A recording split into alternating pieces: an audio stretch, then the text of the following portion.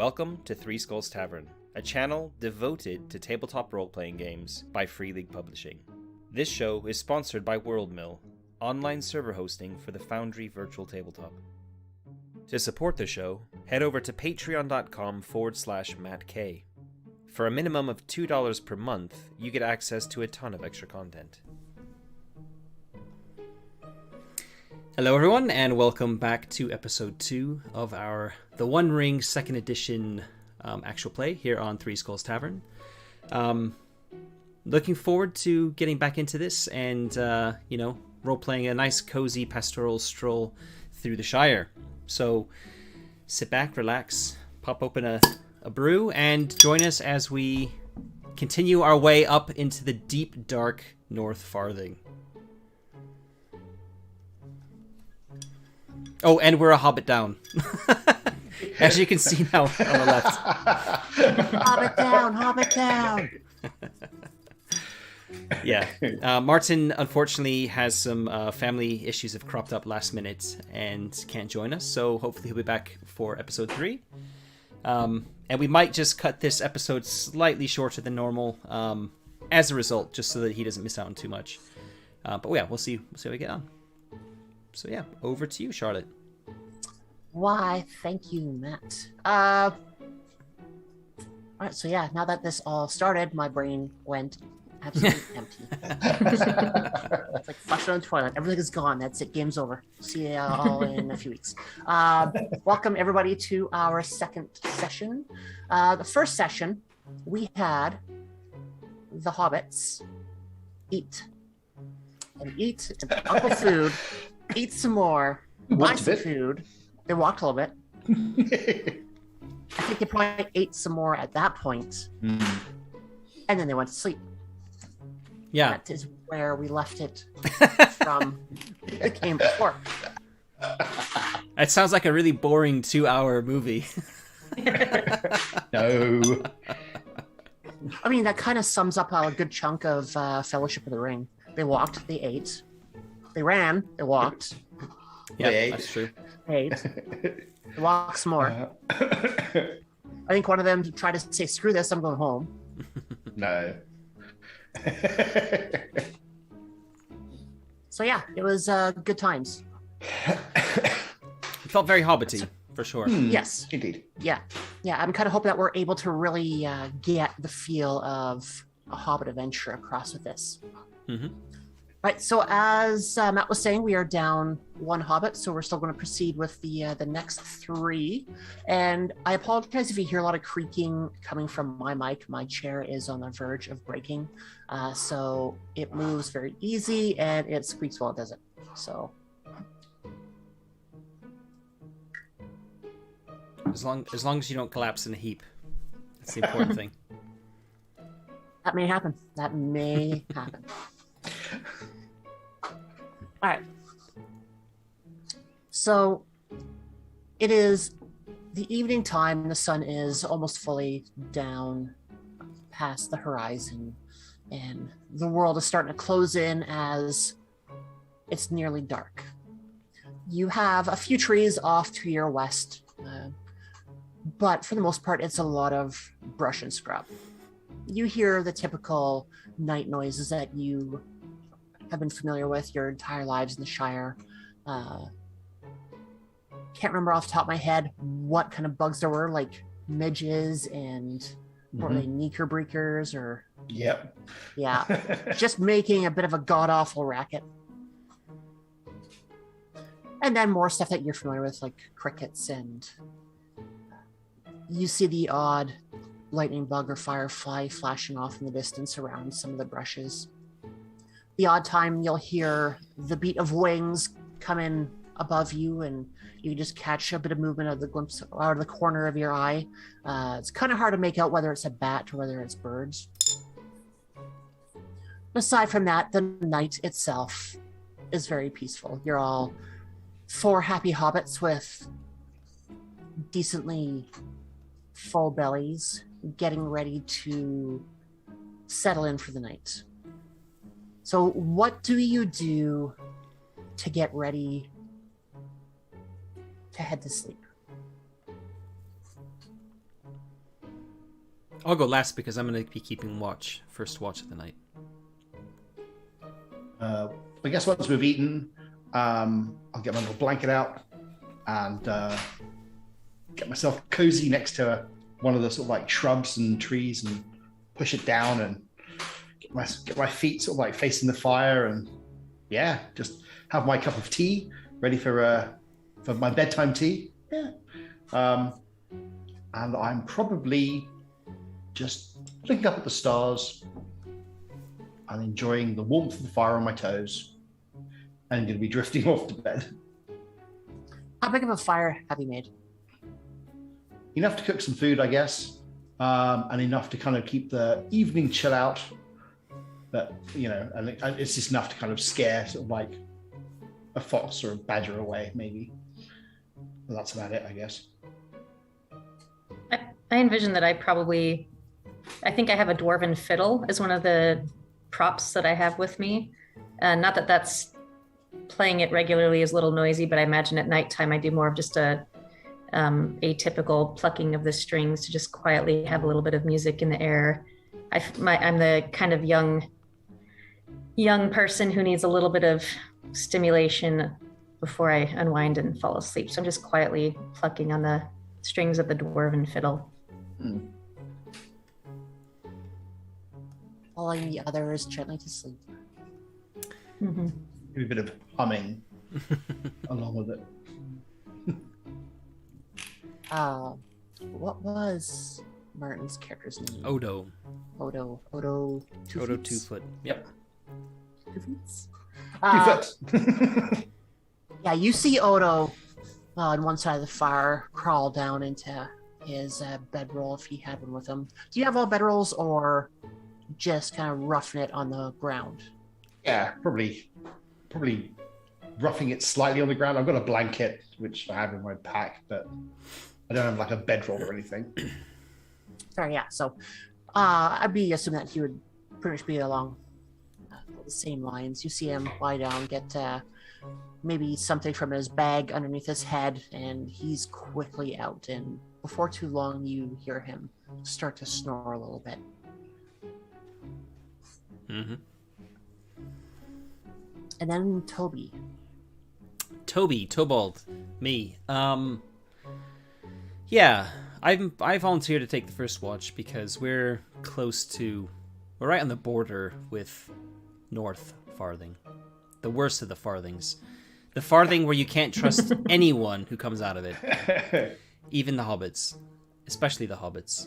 And yeah, I'm just like we're right basically on the border of hell as far as I'm concerned. And I'm not sleepy at all. I'm anxious. I'm running on some adrenaline now. Like, okay, these North Farthingers, these Northerners, they're gonna come rushing out of the night at any minute. They're gonna steal all of our food and leave us hungry in the morning. And that's a fate worse than death. That cannot be abided, right? Order. So I'm keeping watch. All right. So how do you plan on keeping watch? What?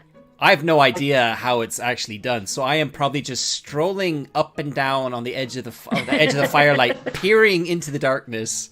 And if I hear any loud noises, I'll start humming loudly to scare them off. Not because you're scared at all. No. Trying to make myself appear, larger than I actually am. I also have the lowest. I have the lowest body stat in the entire group as well. So I'm kind of small. Strength, I should say. Strength stat. While you're strolling, my own music is lulling me to sleep, and I envision that the fiddle just rests on my chest, hands on the strings. Every once in a while, I move, and a little pluck, little note plays. So that's going on in the background, probably sometimes startling Tobald a little bit. Oh yeah. What was that? Yeah, I'm not enjoying that very much. So the sooner you actually fall asleep, the better. In fact, as soon as I think you're probably asleep, I will gently take the fiddle out of your hands and prop it up against your body. Okay. Or nearby, where it won't get rolled on. So you're taking first watch, or are you taking all the watches? No, definitely taking first watch. Probably Okay, wake me so- up when you get tired because I'm your sister and coerce me into taking a second watch, which I willingly do. Yeah, I'll wake And up. then, Yeah, I'll wake up Barilla when the time comes. right, and after that, would Barilla go and wake Folko before dawn to let him have a go? Yeah, I think so. Okay, so let's. So Odo gets a pass. Gets a free pass here. Yeah.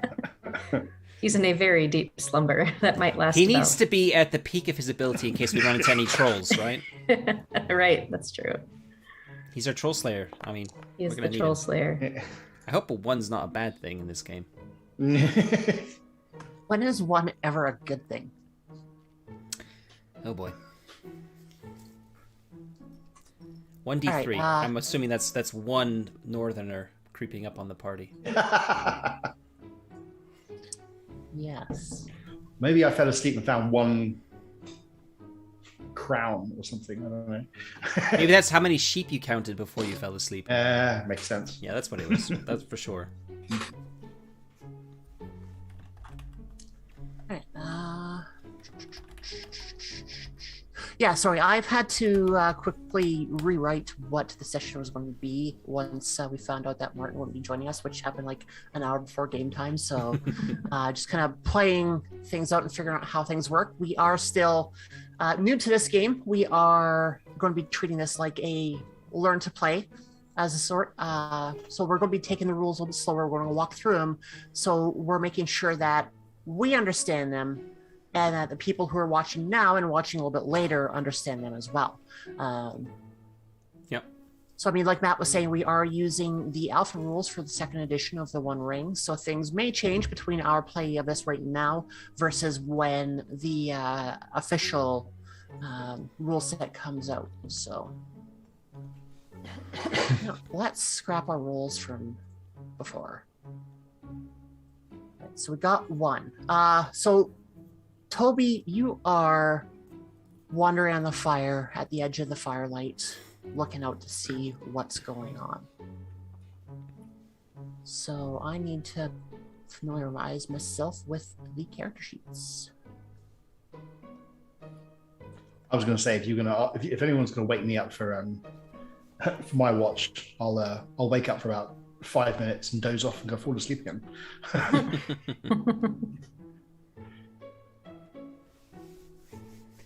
There's nothing here that's going to hurt us. It's fine.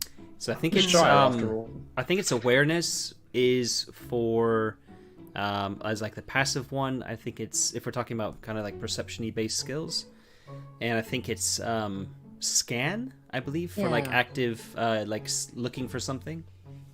Yeah, and I think you would be trying to actively keep an eye out. I am kind of like doing that. You at the are, moment. yeah. Yeah. Trying. Either I mean, actively trying to keep an eye out or actively projecting your personality into the surroundings. I'm projecting something. I'm hoping it's not Yeah. fear because that's what that's what I'm feeling right now. Be very afraid. I am actually the highest, I think, in the party as well in terms of stats when it comes to things like wits plus scan and explore and those sorts of things. So because I'm playing a treasure hunter, so if there's something to be seen, I hope I'd probably be the best one to see it. I also have a distinctive feature of keen-eyed, which says that the keenness of my eyes surpasses that of most folk. Which allows me to do something. I have to check the rules if it's applicable. I think I can get like some sort of like a favored roll or something. I have to check it. But yeah, basically like I have keen eyes. I'm pretty good at like looking around and things like that. So if that comes into play, Yeah, and your scan itself is a favored roll. it is. So let's get you to roll scan. I was Okay. actually debating on seeing if you were starting to feel fatigue at all from being up a little bit later than everyone else after walking all day, to see if that would affect your ability at all. But I think for this, we'll just go with a straight scan and see where Okay. that lands us. Sounds good to me. I'm just gonna quickly check the distinctive features bit in the rules. Yeah, no problem. Because Yeah, so while that he's might- doing that, Yeah. so the way that the rules work for the attributes, Ed, are we boring you? Just sitting there, it's like, "Oh, again, we know how to play the game. I'm just being a hobbit asleep. Yeah.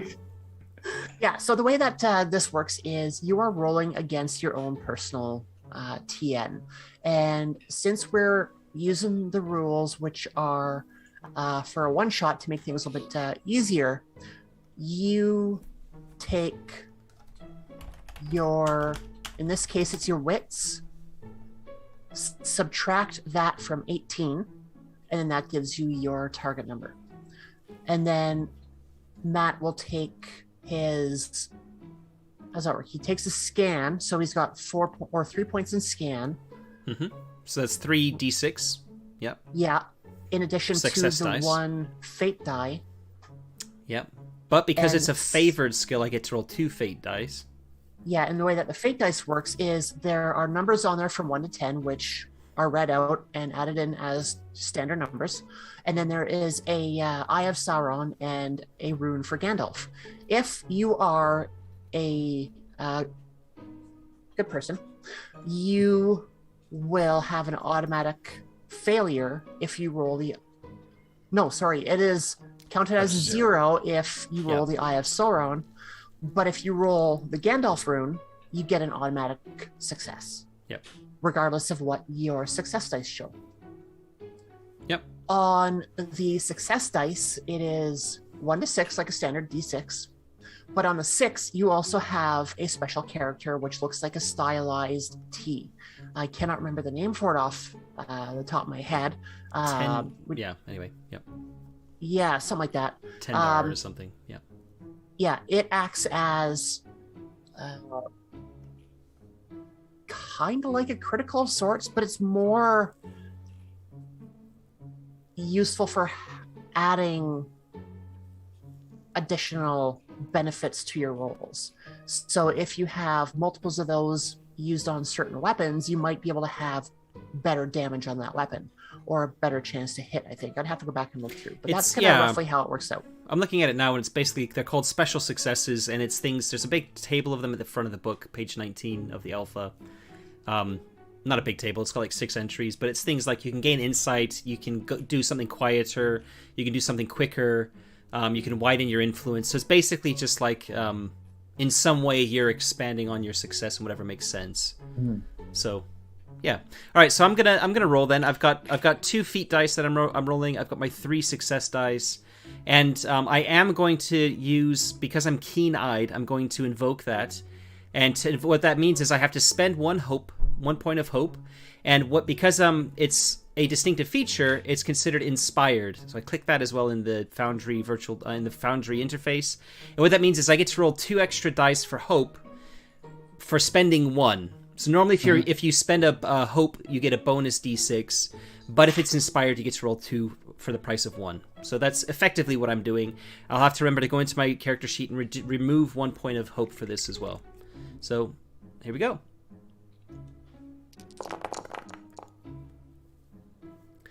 Yeah, okay. It's a success. Okay. That was a lot of dice being rolled. And it's a success. I guess it's the main thing, right? If we open up the formula here, we can see that the 9, it keeps the higher of the 2 rolls that I rolled there on the feat die, so it's keeping the 9, and then it's adding up all the other success die that I had, which is 17. I only needed to beat a 12. So in fact, I really didn't need to roll that hope, but I just wanted to kind of show that, because it's the first time I think a distinctive feature has really been very applicable. Yeah, so when it comes to hope and endurance are kind of like the 2 sides of the same coin type deal. They both relate to your person. One is physical, the other one is spiritual. Your endurance is your resistance when you're adventuring, when it comes to some kind of harm.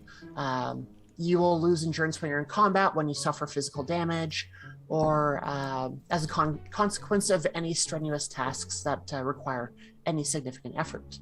Hope itself is your spiritual reserves. It's your fortitude and positivity. A hopeful character can keep pressing on when physically stronger characters have succumbed to despair. When you get a hope score of 0, you are spiritually drained. Like, it is impossible for you to find the energy required to push themselves beyond your limits. To recover endurance, you get that back when you rest, whether it's prolonged or just a standard rest. And that we talked about that last session, I think, actually, about was that fatigue? That was fatigue. We had a discussion about fatigue and endurance, I think, last session. Yeah. Then to recover hope,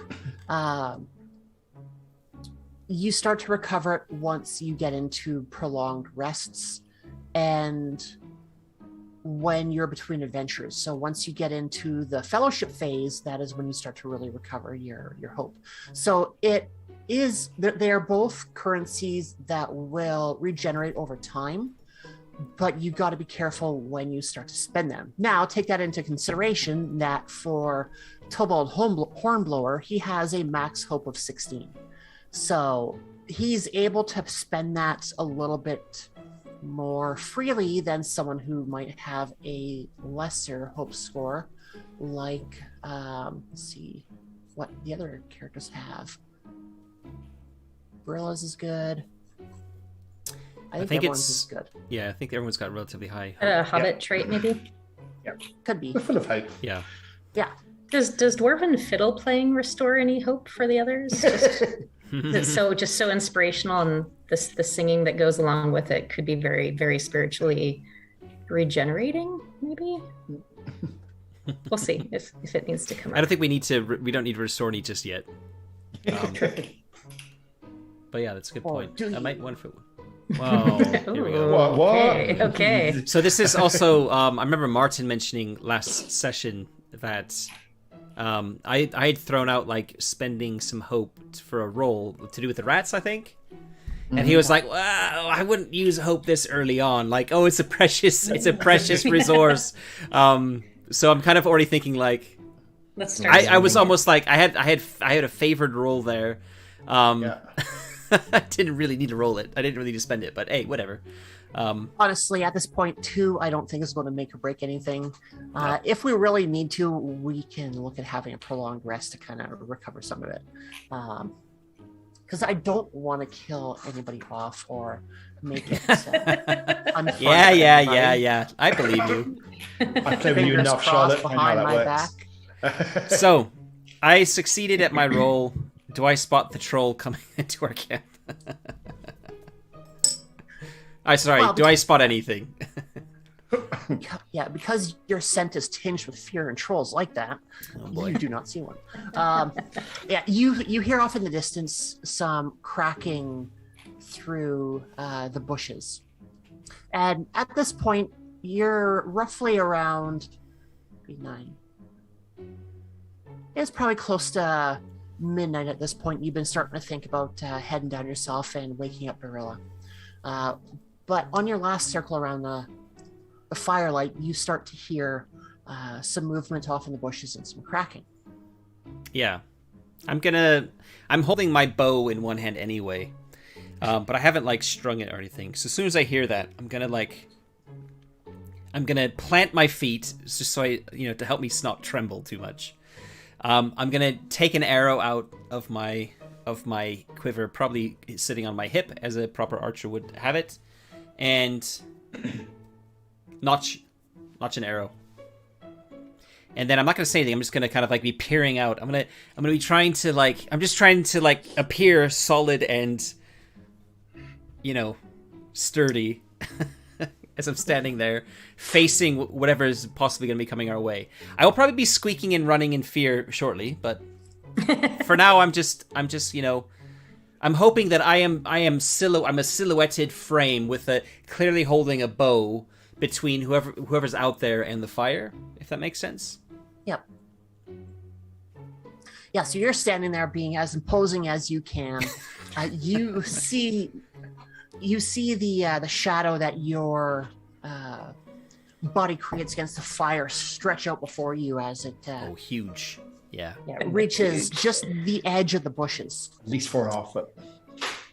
And while you're standing there, you're able to kind of strain your hearing a little bit and kind of hold your breath to see what's going on. And you are able to hear some whispers just in the rustling of the branches itself. It's very hard to make out what they're saying, but you can tell at the very least that there's 3 distinct voices out there. Who's out there in the darkness? Oh, God. Well played. such bravery. This is no easy pickings here. Show yourselves, or be gone. You hear the voices mutter a little bit more and more rustling from. I'm also calling really loud to wake up the 2 behind me. Yeah, I was just gonna say I'm very in tune with my brother's voice, and I hop to quick alertness. Yeah, I'll follow suit. Like, huh? What? Huh? No. I think Burla assumes he's just yelling at me, like, what? I was sleeping. Where's my fiddle? What'd you do? What's going on? A little bit in of a daze, coming out of a very deep slumber. So now I'm yelling too at my brother. Yeah, and at this point, Odo is still fast asleep. He sleeps like the dead sometimes. It's like he's not even here.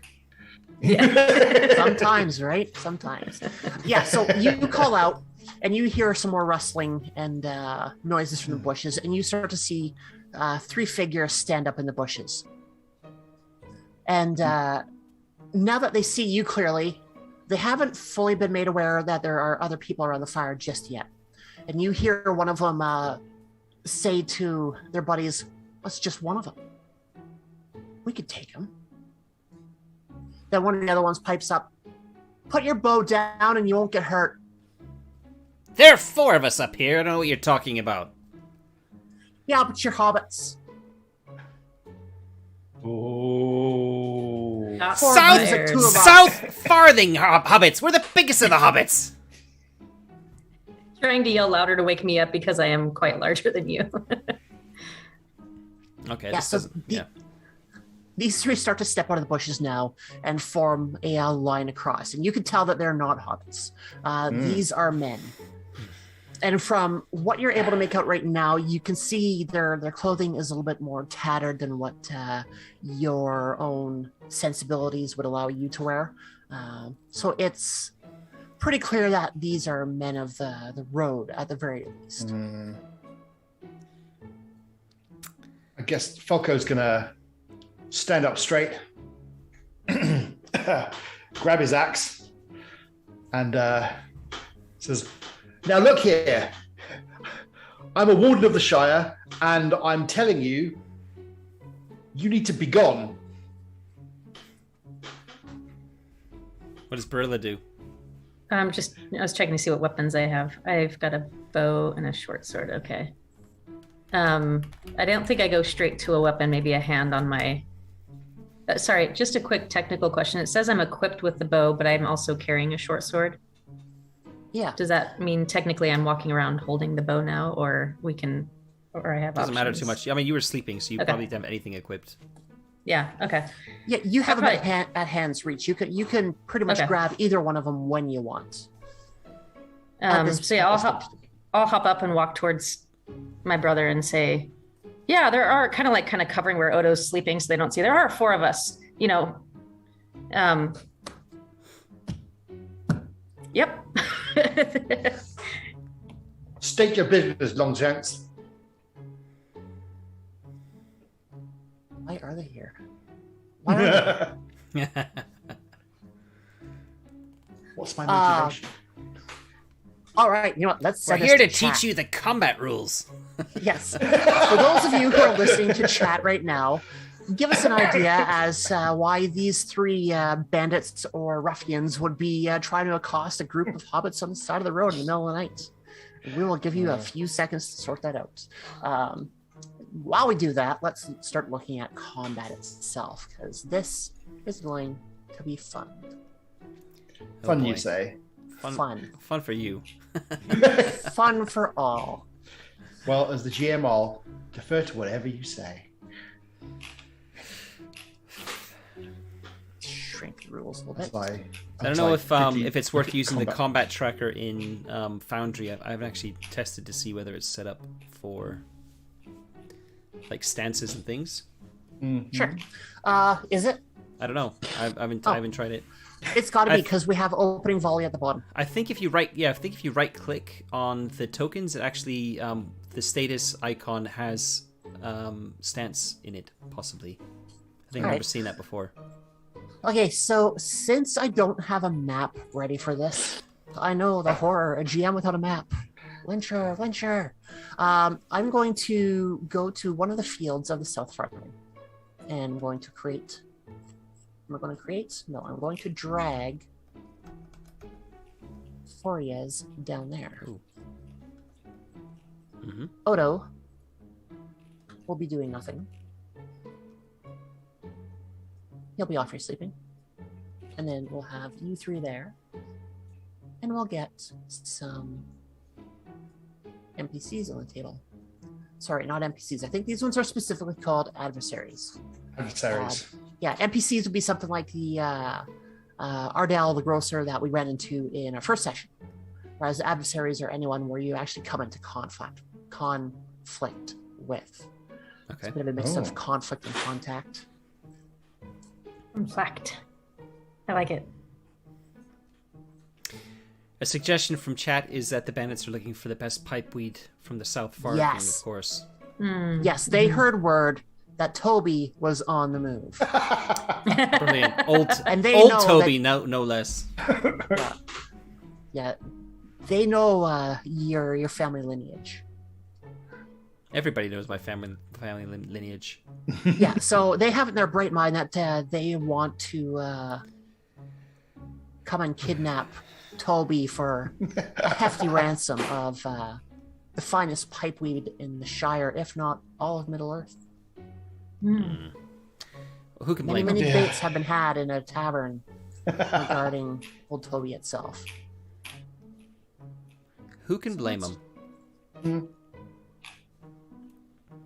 Right. All That right. is the wrong image. I did not. 1 second here.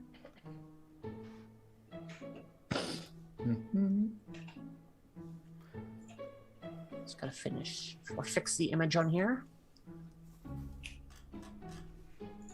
But I didn't save. So from memory, there's not really an initiative type of thing in this game, right? It's stances, and the PCs always go first in the various different stances, right? Yeah. This is where it's going to be fun because I've not read the combat rules. I've skimmed them, and not recently. So, but yeah, That's alright. So, we'll figure it out. oh, that's quite good. I'm just having a quick look, and so people with bows go first, and then Yeah. people with close quarter rounds stuff go second. That's quite clever. Yes. Yeah. Sorry, forgive me. I'm trying to get token. Oh, for populated the properly. bad guys. Yeah. I think while this is happening, Barilla is composing her next song, being a huge fan of singing and entertaining others. She's silently in her head coming up with a new song about this situation. Off in the woods on an adventure. Here comes a group of three. We I'm were asleep, hoping. now we're awake. Are they after me? Something like that. So when are you going to be posting that online? I need to get much better recording equipment.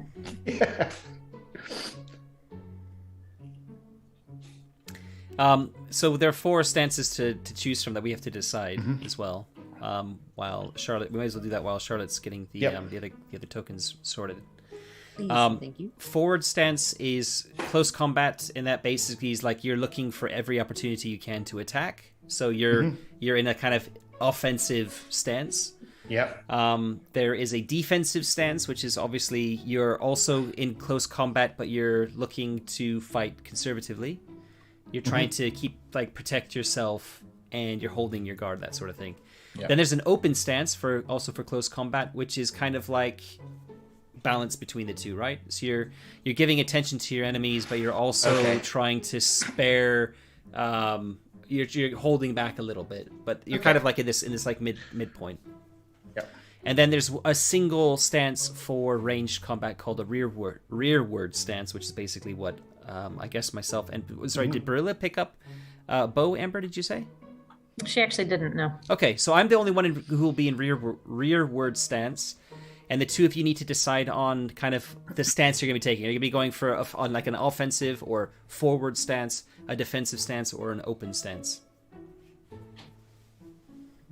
I think my default is to a defensive stance in this situation. Okay. I guess mine will probably be open. Yeah. I'm not rushing in to attack them, but I'm not kind of being defensive. I'm going to actually, as you're kind of next to me, and it looks like they're getting ready to close. I'll probably whisper something like, "It might be a good idea to try and scare them off, right? Somehow, like swift and sure and strong, and teach him a lesson they'll never forget. The South Farthing is not to be messed with." Would my short sword be on my person, or I would have had to grab it from my pile? I probably would have taken it off to sleep. You'll have it in your hand. Don't worry about it. Yeah. Okay. I'm just having a quick look at the rules. And you're allowed to assume a rearward stance only if there are at least two other adventurers protecting you by fighting in a close combat stance. There we go. So if the total number of enemies isn't more than twice the number of adventurers. Oh, okay. Cool.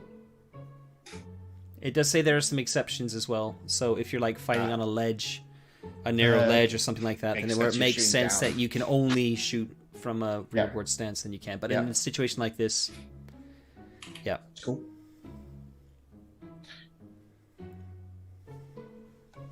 All right, so let's see how this goes. Okay, so we start off with an opening volley, right? Mm-hmm. So I believe it states that the lore, I think I read it somewhere that the lore master kind of states like you're going to have a chance to get one volley in before you're at a point where you're both getting into close combat. They don't have, I don't think they have bows, but let's find out. So if I've read that right, as long as two of us stay in close combat, Matt, you can continue to be shooting your bow. Yeah, that's what I get as well. Okay. I need to be protected by two people. Okay. To keep myself in that stance. Okay. Maybe so. In that case, then maybe because that's different from what I said, right? That would be the forward one you were talking about. No. You just need to be in one of the three combats, like close combat stances.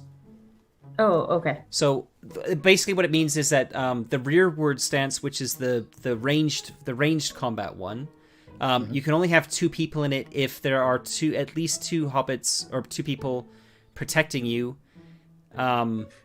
and that there are more enemies. Kind of, I think is what it was saying. Yeah, it seems to be normal. I guess that means that you're not going to be flanked, and that we're in the way of them trying to smack you, I guess. So that basically means in this combat now, we can only have one person using a bow. Right. So we need you in close combat, Amber, because our Barilla, I should say, because you've got really, really high strength stats. Yeah, I was already leaning towards using the short sword in this situation. I think because I saw you holding your bow, I just naturally grabbed my short sword. Yeah. Knowing this rule was coming, I just intuitively.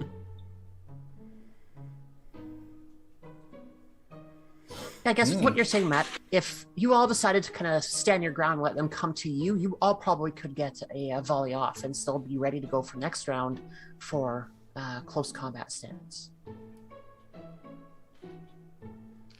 Like if we really wanted to get into like measuring feet and inches to see how it goes. Nah. I think I am probably going to be reluctant to fire my bow. Like I think I'm not. I probably have never actually shot at another living person before. I've never probably attacked anyone with a weapon before. Maybe some animals, maybe at some point in my life. So actually firing on, even if they are footpads, as I can see in Foundry, I don't know that. They're just humans, and they're basically saying. I mean, they're being quite aggressive. They're saying that they're going to take us, which is why I'm getting ready. You. Right. Well, I don't know that specifically. Right? They haven't said. It's Toby. Right. Get him. Yes. So We kind will of. remedy this. So for me, it's like I want us to scare them away. I don't actually want to shoot somebody with an arrow because that's a pretty big deal. So I'm like, whatever that means mechanically here, I think I'm happy for us to be at a disadvantage until, Until we're pressed. it's too late, kind of, maybe. Like I have no choice but to do it because it's clear that they're going to hurt someone. And Barilla is very much, I don't think maybe quite as scared because she's used to her adventures as a messenger and coming across situations, but still also as just a young hobbit, not necessarily used to encounters like this. So she's very much keeping an eye on Falco to follow his lead, knowing that he has a lot more, especially being sort of seeing him as an enforcer of rules or just, resolving disagreements, kind of just like, okay, he's going to know what to do. I'm watching him. I'll follow his lead. That's kind of what's going through her mind, as well as like watching his lead, like in putting that into the song that's going ahead. What will he do? I will match him. This has become like a whole musical in her mind, this entire scene. So, oh boy, we got a bard. Oh yeah, Falco is pretty much doesn't really want to hit them, but will do if absolutely necessary. I mean, it would be pretty big news if you were to take down a bunch of footpads on the road. As that's true. Without Odo, without the Troll Slayer being awake. Oh no. Cool. And obviously, if this goes sideways, it's because Odo was asleep, right? Yeah. So he's either getting no credit or he's getting all of the blame. Yeah. Maybe he smoked some of that good southern pipe weed you gave him to Vold right before, and it's really lulled him into a deep slumber. The good stuff. Okay. All right. Yeah, so they see you start to get up and start to get your weapons. They're slowly starting to pace towards you. Last chance. Give us Toby, and no harm will come to anyone else.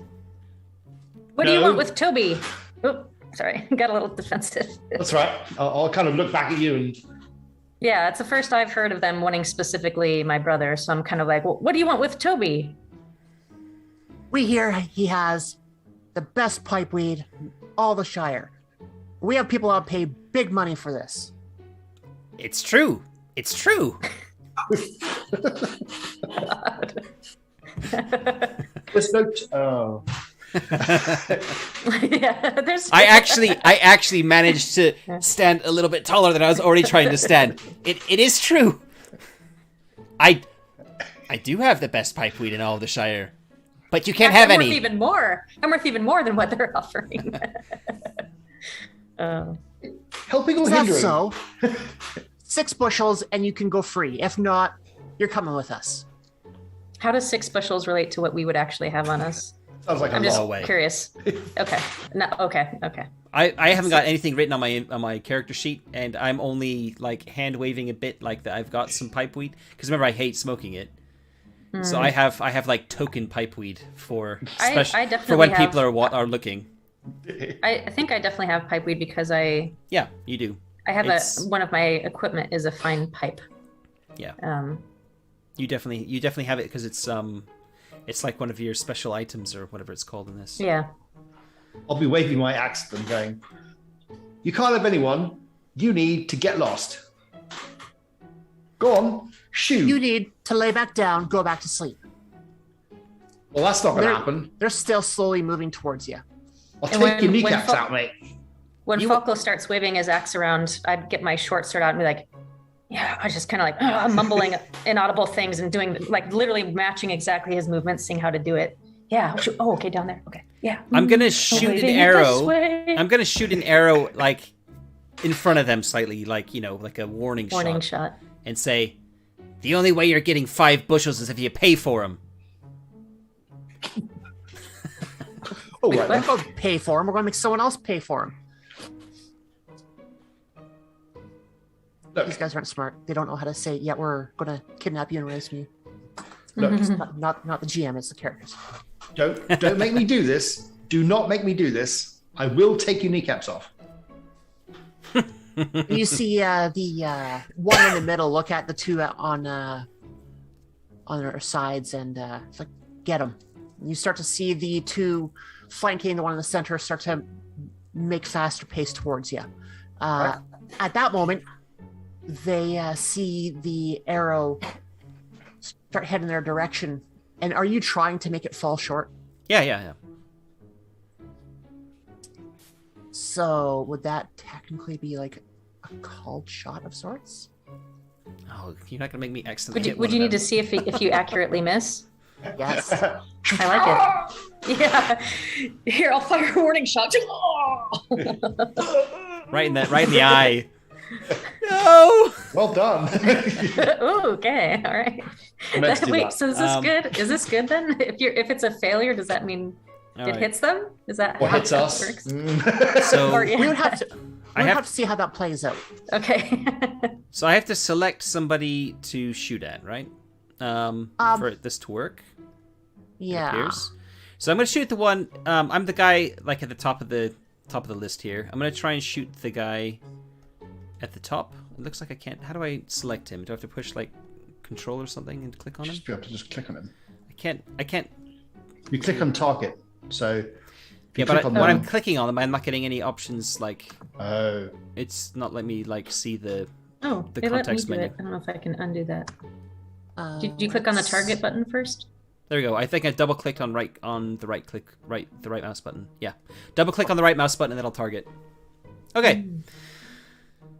So I'm not shooting at that one, but I'm shooting at his feet, right? Yeah. In fact, I'm probably shooting at the one in the middle because I'm kind of shooting it like towards the center of them, right? So it's kind of aimed more at the person in the middle. And I guess I click on my bow. Yep, here it comes. I got a target number of 17. And I guess I get some penalty dice because it's a called shot, I would imagine. Don't worry about it. So just make a normal roll. Yeah, I don't know if we have. Do we have called shot in here? I mean, that's just kind of what I was picturing. That you're trying to specifically not hit them. Yeah, I'm not sure there is a cold shot, but I don't remember seeing one. But guess you kind of intimidate them.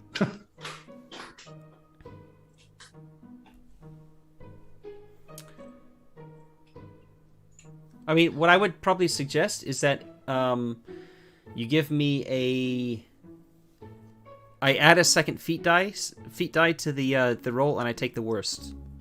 Yeah. There's a term for that. What is the term for that? Ill-favored. Yes, that's the one. It doesn't look like it's added a second die to my roll formula, but we'll try it anyway. Anyway, I've clicked to add a feat die. I've changed the toggle to go from best to worst, which should mean it's taking the worst result. And let's give it a try. Sure. Yeah, it's roll 2. It should be taking a 7, so it should have 10 as the result. Yeah, which it has. Yeah. So it's a failure. Cool. Okay. As we knew it would be. Yeah. Yeah. So you pull the bow back. You aim for the one in the center, and you let loose. And I'm aiming a few feet in front of the person in the center. Right. So yeah, you see the arrow flying through the air, and at a certain point, you start to realize, shit, it's going to go too far, and it travels right towards the area that you were wanting to hit, but a few feet past. So it soars very close to the head of the one in the center and hits right behind her. Okay. And to the point where she could feel her hair just catch a little bit of the breeze from the arrow itself. And she is not happy. Now you can hear anger in her voice as she yells to her two companions to get the one that fired at me. But I'm the one you want! They don't really know that, starts doing a bounce back and forth, kind of like a goalie with a penalty shot coming, like, oh, this intimidating stance. Come on. Right, so... Yeah, I guess Falco's going to just step up to the one that's coming closest. Let's see what this does. All right. Okay, so we'll consider that your first volley. And then we've put through to begin combat. So we've got to pick our person we're going to be fighting against, right? Yeah. So that's cool. I guess I'll pick whichever comes forward, whichever that one will be. Yeah. So And it would be... I'm kind of a half step behind, probably. That one? Yeah, so two of them you see start to get a little bit further. Just for the sake of this, I'm just going to move them up the next to get her That's up as fine. well, because she's coming into the combat too, just at a bit of a slower rate, letting her buddies there take the brunt of whatever comes. So I'll let you three move into position. I would probably say maybe if you move them all back one, and then move Barilla and Folko forward, because one of the things with being in rearward is that I can't be engaged. Gotcha. So I'll do that. Yeah. So kind of everyone kind of moves together. I may be taking a slight step backwards. Yeah. Anyway. Yeah, that works. Right. Right, so now we'll get into close quarters rounds. Okay. So now each player chooses their stance. Yeah. Which you've done? Again, or? Okay, so what did you three choose for your So stance? I chose open stance. Mine was defensive, I think. Okay, yeah, just reading through this, and in this section here, they don't have anything that touches on So they've got, those. so you can do different things. So your stance tells you what bonuses you get and what tasks you can do. So my open stance says that, as Matt was saying, it's just in the middle. But I get no advantage or disadvantage. And my combat task is rally comrades. I don't know what that means. So I'll have to check that. And Barilla's defensive stance means that all adversaries engaged with her lose 1 dice. And her attack rolls also lose 1 dice for each opponent engaging her. So if they're... At the moment, there's only one person engaging her, so she's got -1. And she gets a combat task of Protect Companion.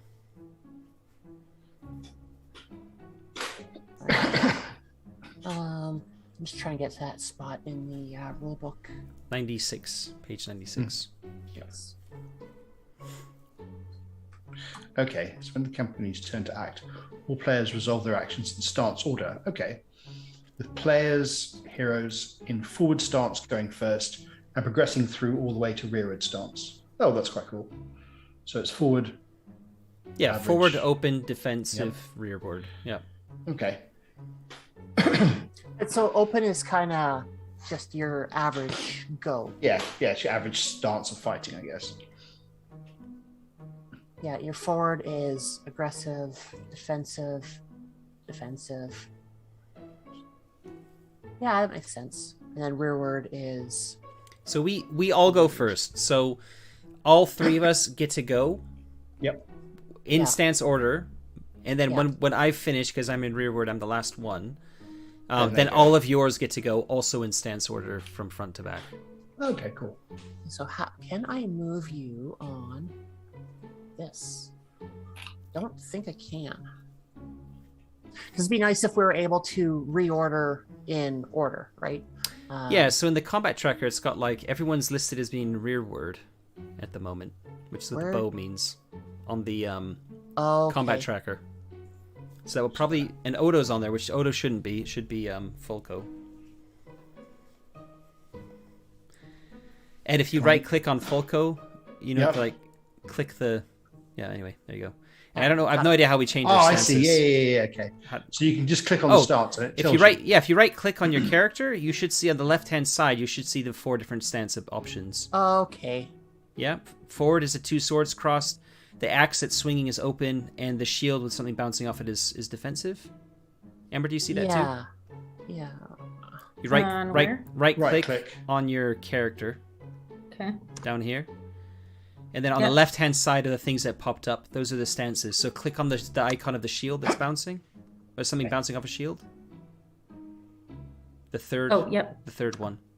That's So cool. click that. Yep. Oh, do I just left click or? Yeah, just left click on it. Should be. I think it's not. No, mine took a while to kind of figure out that it wanted to do that. So I left clicked on mine, and then I came out of it, and then it did it.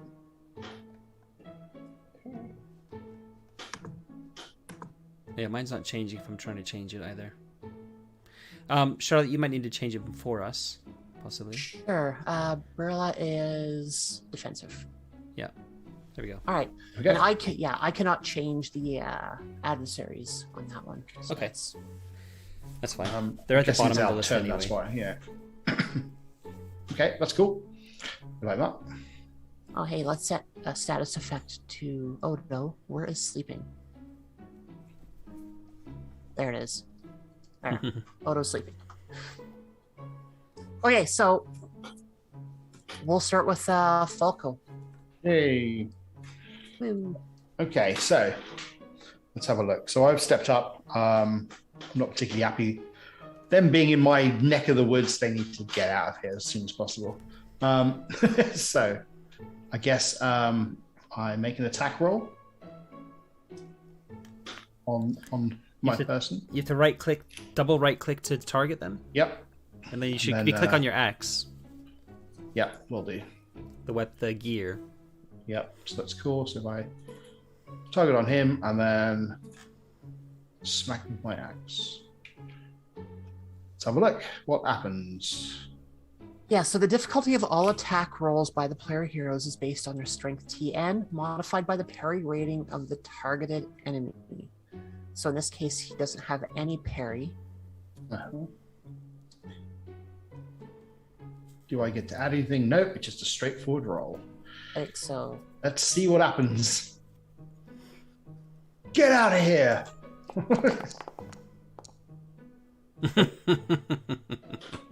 I swing wide. Swing and miss. That's some pretty Anyway, is what it is. Brilla next. Okay. So do I start clicking within my... You need to double right click on the guy in front of you so that there's like 4 arrows targeting him. Okay. Then open up your character sheet. Mm-hmm. And if you scroll down to where you've got your war gear. Yeah, the short sword. Do I need to equip it click. first? You might need to equip it first, yeah. Okay. Click on short sword. Okay. And then All right. it should automatically have a target number come up. 12. 12. Yeah. If you wanted to spend a point of... I mean, your distinctive features are faithful and inquisitive. I don't think they really apply here. So you've got to roll really well. Do I need to do a penalty -1 because I'm in the defensive? You do. Yes. Let me just check. It says penalty dice. Yeah. Do I do 1 then? But I think put a 1 in that field. Yeah. Okay. So I think it just takes away. Yeah, do I only have 1? Yeah. Oh, okay. You have one skill point in swords. Ah, gotcha. Okay, so I'm gonna go ahead and roll now. Or axes, whatever you chose there. Yeah. Yeah. So you need to get a Gandalf rune on that die to be able to hit them. Right. So like a 1 in 12 chance of hitting them. Doesn't she have 1 skill point though? No, because she's in defensive. It's a -1 penalty. Oh, gotcha. So her 1 skill point is basically gone. Yeah. I'm doing a very defensive swing, like, and somehow I missed them. So Somehow, and then I get another shot, but I think I might have to reload my bow because it said my combat task was prepare a shot. And I'm just trying to find that. I don't really see it anywhere listed. Anybody else see that? I might do a quick Control F. No, I'm trying to find it. So I think we just assume that it means I have to prepare shot Hey, reroll gun stance. 3. Yeah. It means I can take the time to aim carefully and get a clear shot at my targets with my ranged weapon. To do so, I make a scan roll as the main action for the round. So I'm probably going to do that on my next range more attack. of a called shot, what we were looking for earlier? Yeah, probably aiming. Yeah. Yeah. Anyway, it's fine. Doesn't matter. All right, so you're holding yours? Well, no, I'm gonna roll scan. I have to roll scan, and if I succeed, then I get a +1. I get an extra die on my attack the next round, plus another 1 extra die for any of the Tengar symbols that come up on those die. Yeah. Cool. So Let's I'll do that quickly. I open my character sheet. Oop, that's Fulco. Sorry. And I just click on scan. Leave it exactly as it is. I should be pretty well off here. Famous last words. Okay.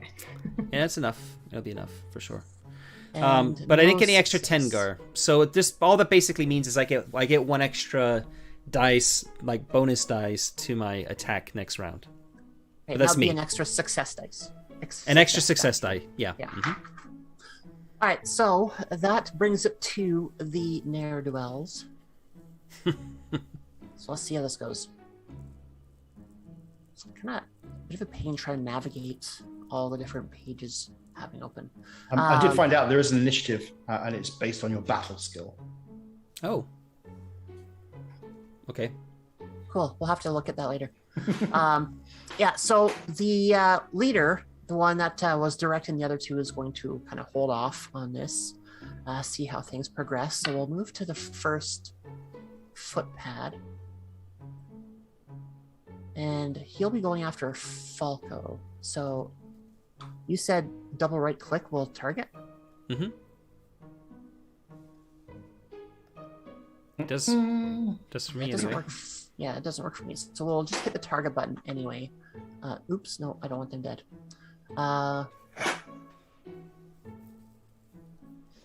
Okay. We'll see if this works. They're going to come in and try and smack you with their cudgel. No, not a cudgel. Boom, cudgel. Hey. Oh man. All right, so 3 damage. he comes in with this cudgel, smacks you good, and deals 3 damage. Do I roll anything? Let's see. It's endurance loss on page 98. A well-placed blow always has unpleasant consequences. When a melee or ranged attack roll succeeds, the target suffers an immediate loss of endurance equal to the damage rating of the weapon used. What does armor do? That's a good question. You've got armor on. Oh, we've all got armor on, actually, don't Well, we? it depends. I don't know. You happy for us to have stepped in our armor? Yeah, so it's listed as like a 2D, so I'm assuming that you would roll to see if you or not. Yeah, the protection roll. Mm-hmm.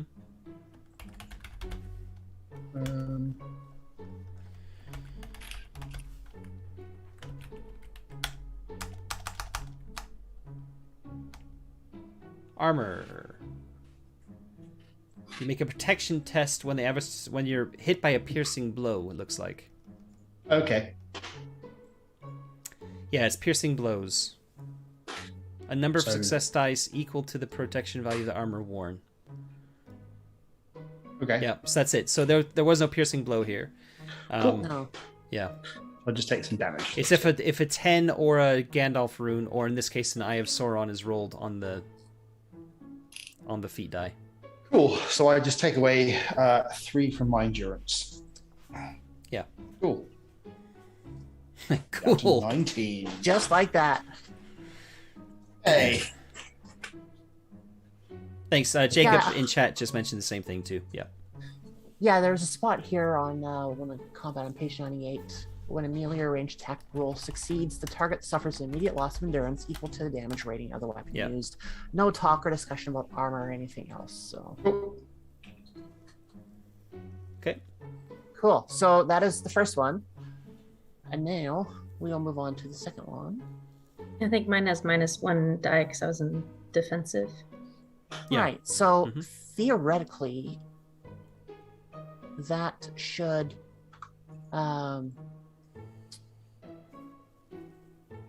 auto-calculate. I need to actually Maybe? put on some different music because this is an action scene. Whoops. All right, so same thing. He's going to come in and try and hit you with his cudgel.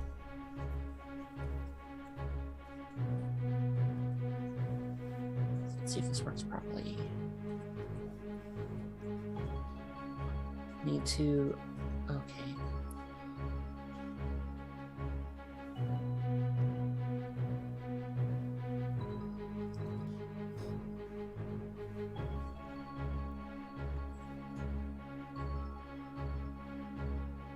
Okay, so your defensive would take away one success die. Okay, it doesn't look like that's auto. Just roll normally and just because when you click on the thing, it should show them in order which one was rolled, and just ignore one if it's Fair. not showing it. Now, would that be considered penalty dice? That's what I did. Oh for yeah, my roll. I did penalty one dice will penalty. automatically remove one. Yeah. Yeah. Okay, cool. So then we'll roll that. Yeah, there we go. Woohoo. And it's a miss. Yay. Okay, cool. All right, so that rounds out that. There's a third one.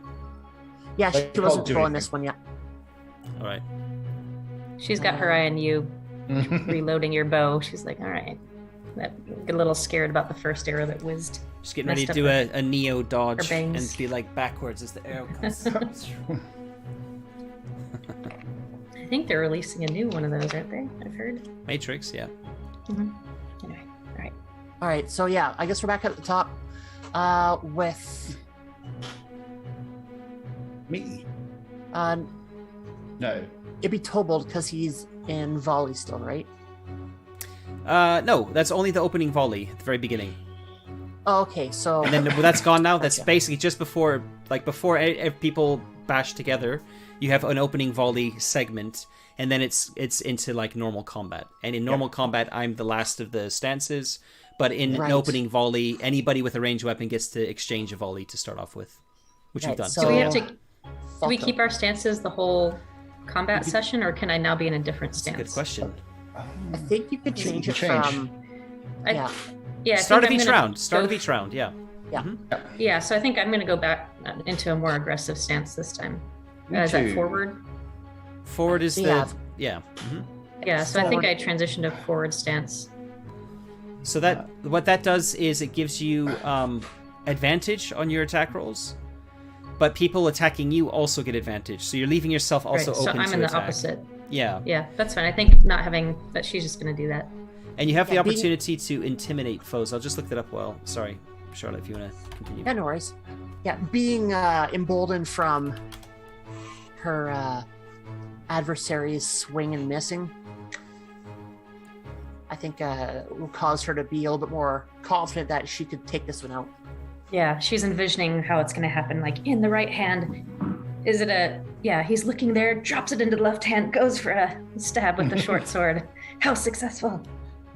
Right in the kidneys. Look over here! Look over here! Oh. Before you actually roll, I'm doing the same thing. Yeah. You're gonna stay in open stance. Me, no. I'm going to go into aggressive stance, or Okay. forward stance, I should say. You're like, Yeah. ow! Yeah, I'm kind of annoyed that I've actually been hit, so I'm not happy about Yeah. that at all. So yeah, I So, just very quickly, there is an option called Intimidate Foe. It's on page 102, and it basically just says if you want, you can spend an entire action to try and intimidate somebody. You roll Awe, and it is modified by the might rating of your adversary with the highest score, and you lose 1 dice per point of might. Might is a skill. And on a successful roll, their morale has been shaken, and all of the opponents lose 1 hate or resolve point each. For each success that you roll, Tengar, on your all roll, they lose a further point. The lore master chooses who loses it. So just another option there is a bit more like mind games if you wanted to go that route. Anyway, okay. So yeah, I'm not happy, so I'm gonna have a go. But I think I'm not happy with these guys being here. But I'm confident that we can deal with them.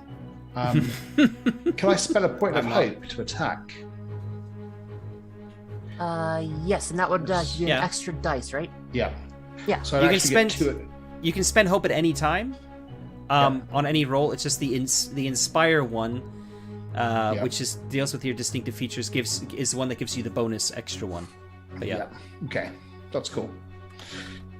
So I'm gonna spend some hope while attacking him. So I can do that by hope bonus dice. Yep. So I can click on that. Oh, hold on. Oh no. Can I not? No, you're good. Never mind. Sorry. Good. Yep. Apologies. So I get an extra dice. And I add. So I'm adding 2 dice, right? Yeah, one dice for hope and 1 for your forward stance. Yep. Now, do I just need to tick the hope dice and it'll give me 1 spread free dice? Or okay. It did that for me as well. So I only have to do 1 penalty, not 1 penalty dice, one bonus dice for the attack. Okay. Cool. Yep. See what happens. Hooray! That's still a failure, but I get a critical fail. How does that work? So I got one of the runes.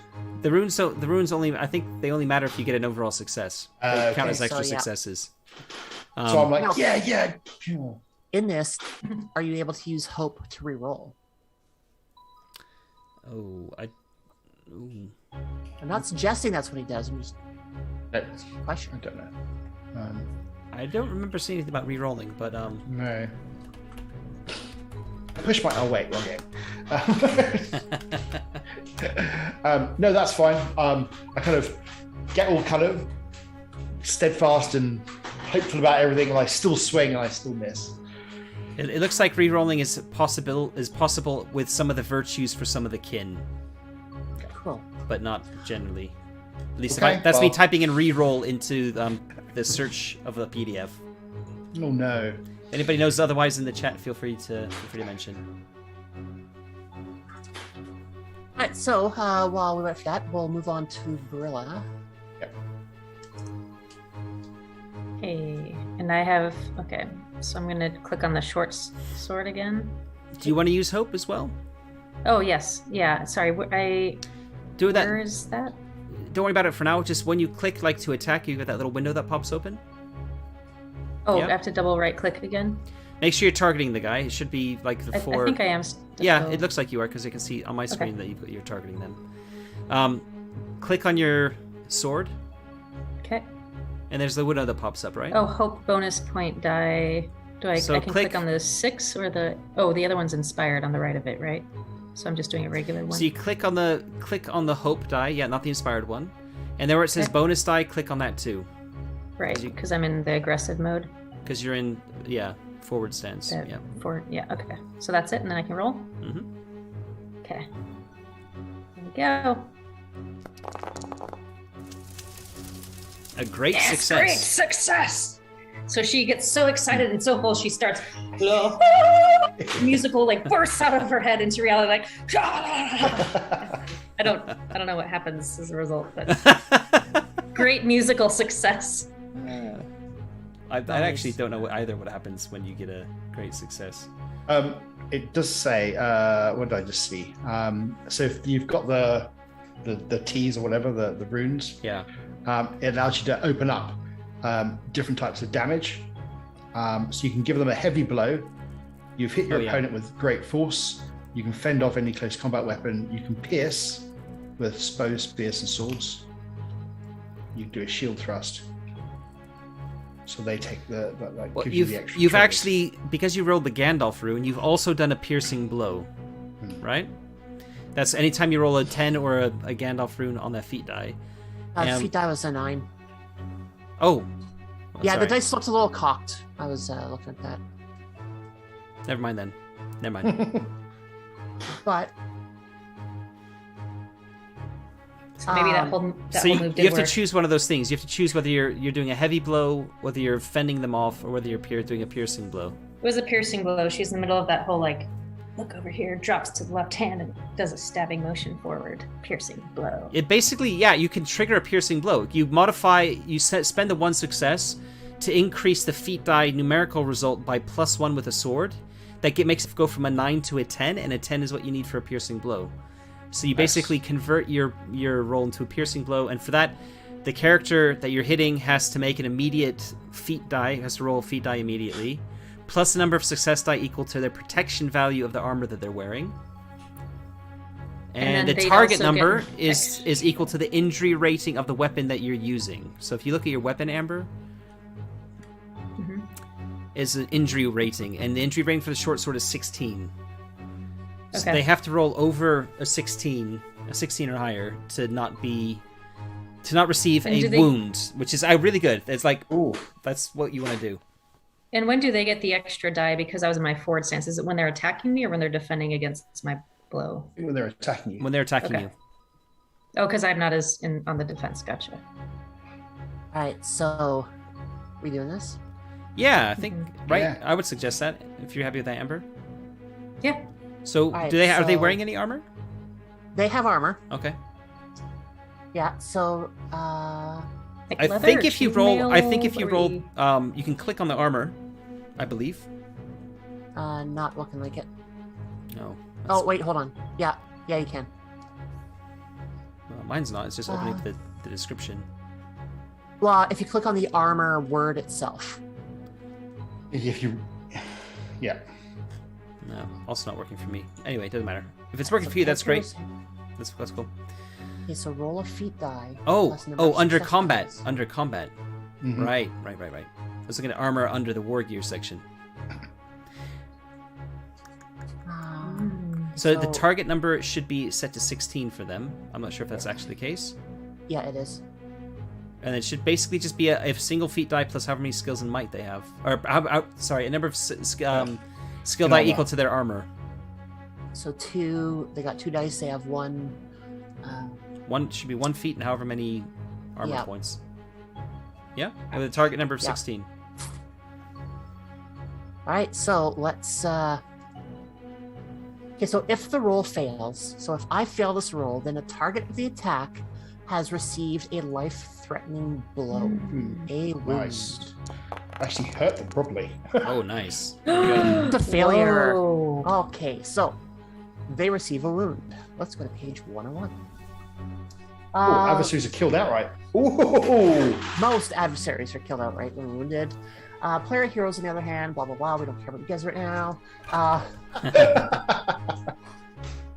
That's cool. Yeah, so it sounds like it's Nice. this was done. Right to the.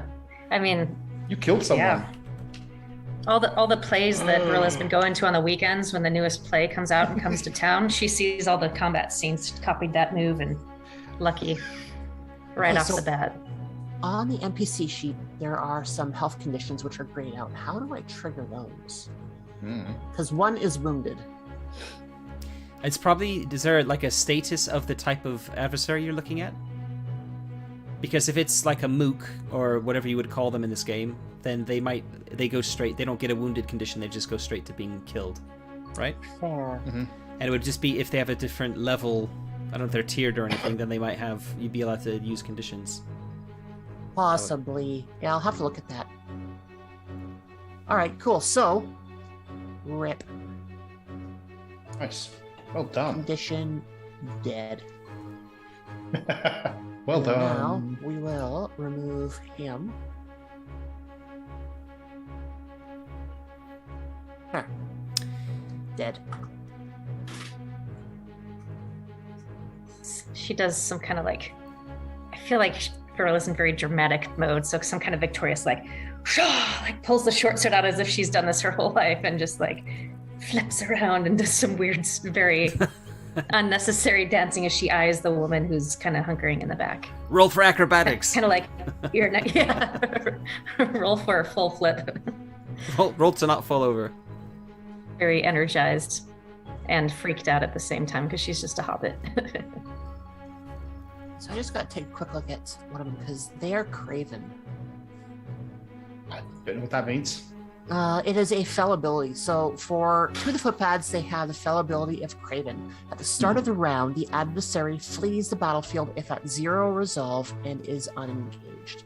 So that does not come into play right Resolve. now. What's resolve exactly? Something that you've got that you Is tried? that NPC stuff? Yeah, so it's like Okay. hate.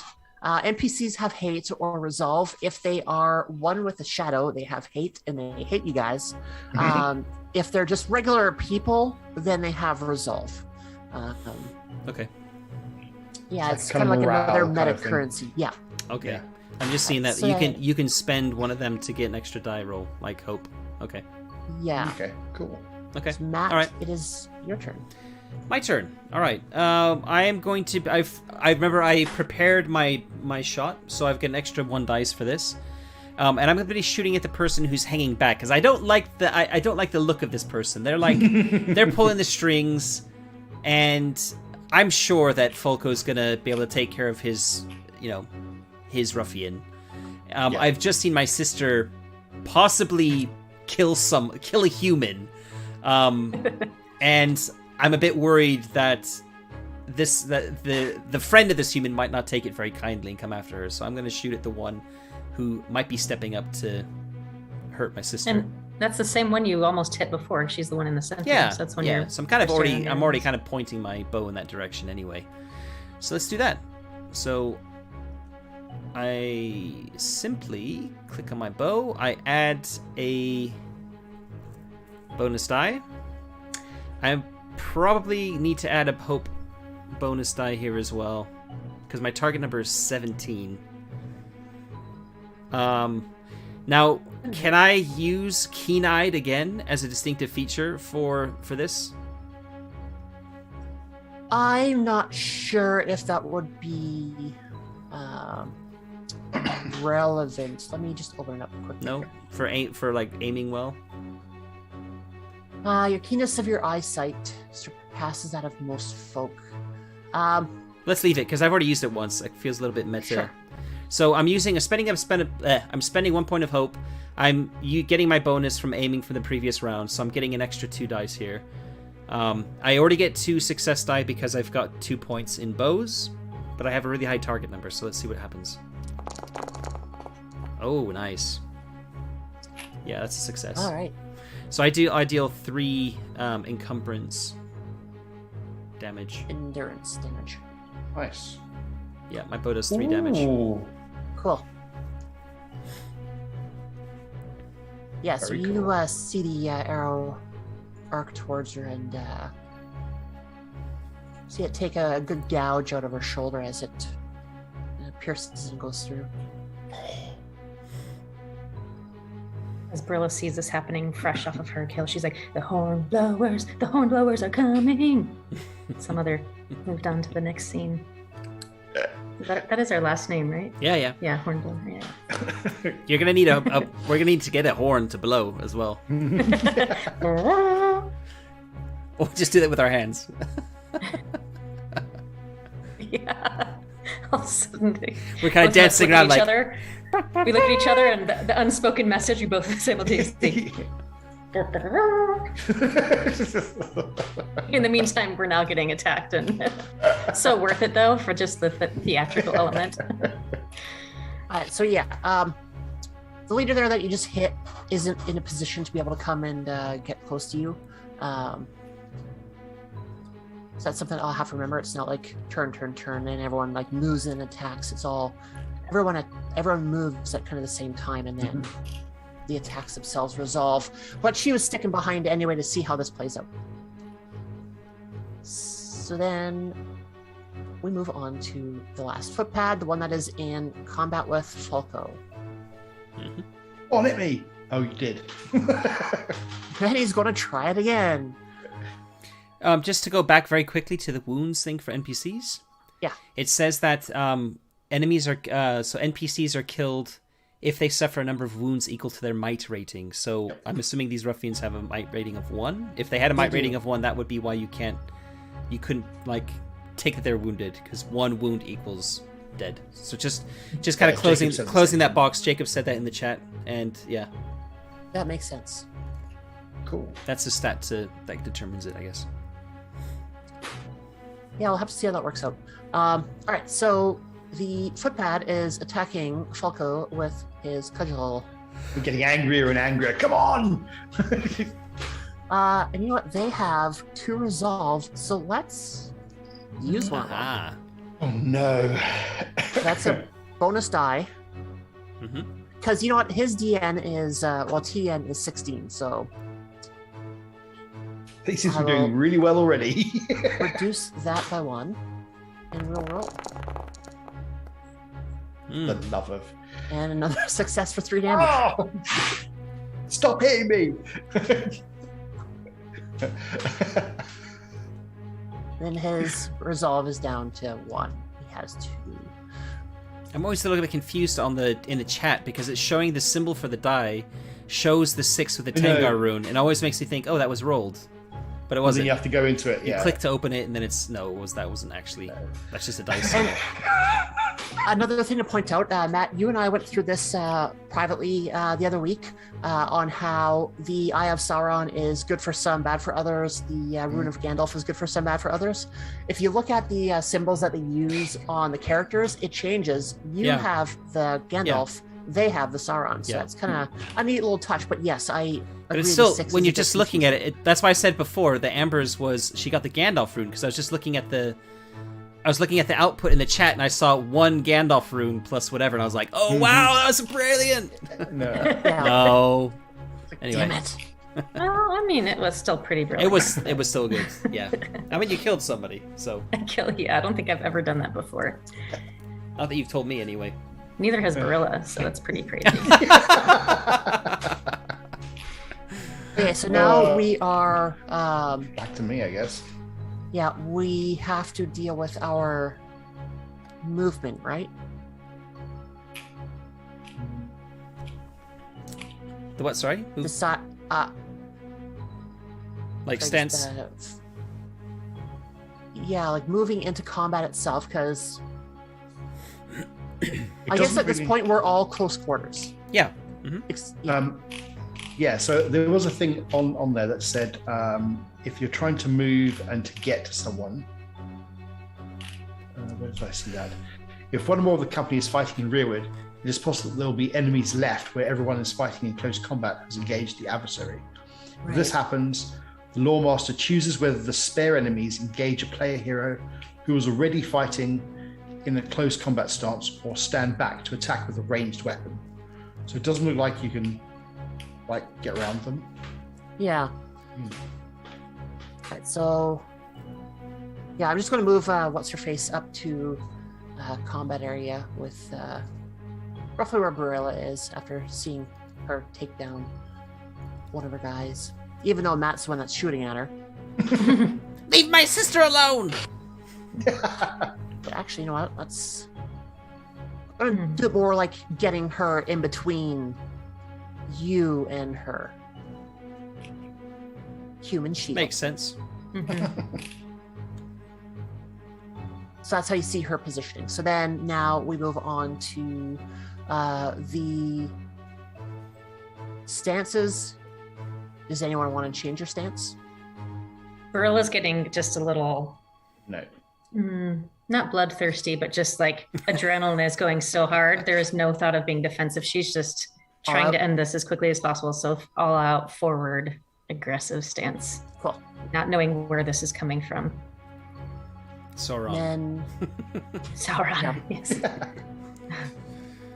You now have darkness points. Okay. Or the dark side. One of those two. Yeah. Give in to so the then hate. Falco and Tobold are keeping their stances as is. Yep. Indeed. All right, so we'll start off with Falco again. So You're I down was- 6 points. Right? Yeah. So I was thinking about using Ore to use the combat task.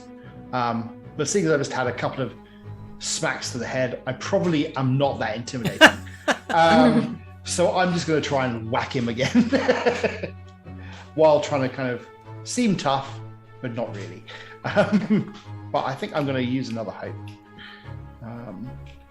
Okay, I've got this figured out. Okay, so it's not that you need to have more might to be able to click the wounded health condition.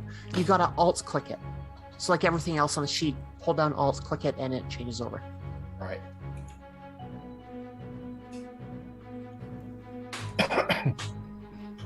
Okay.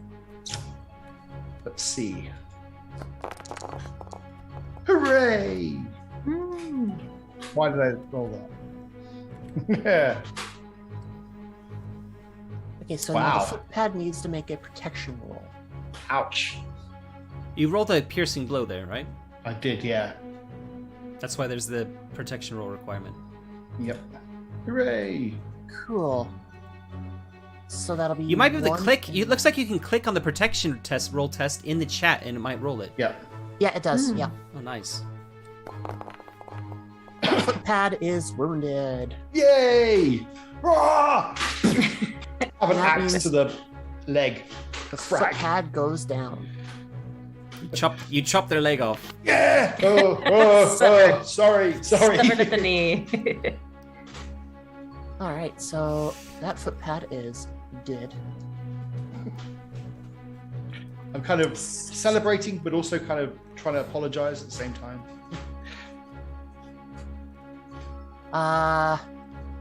Yeah, so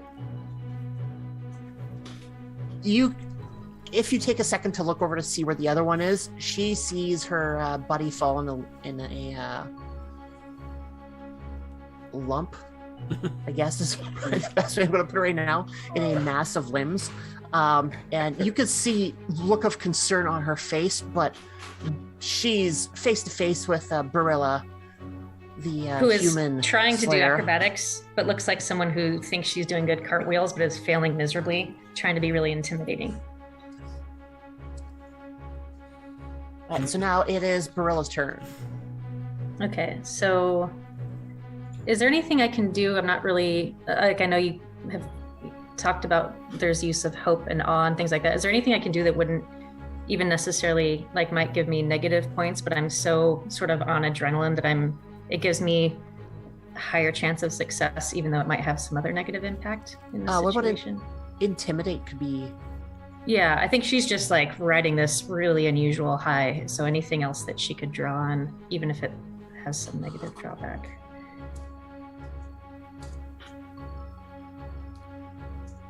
Yeah, I think all in all, might itself could be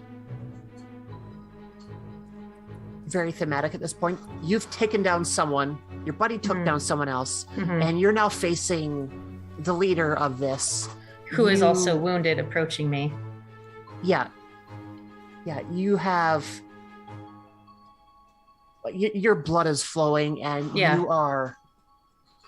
Like, I would picture her as like yelling in her face, like just battle rage coming over you. Yes. Battle Yeah. bard. So how do I start with clicking on short sword, or do I click on anything Okay. else to add? I think it's ore, isn't it? I just Yes. read for the. Yeah, make an awe roll. And Is it- the roll so just is from the short sword menu? No, come No, out of the your short sword skills. menu. Sorry, which one? Come out of Skills? the come out of the awe. out of that menu and go back up to your skills. There's an awe skill. Yeah, I see.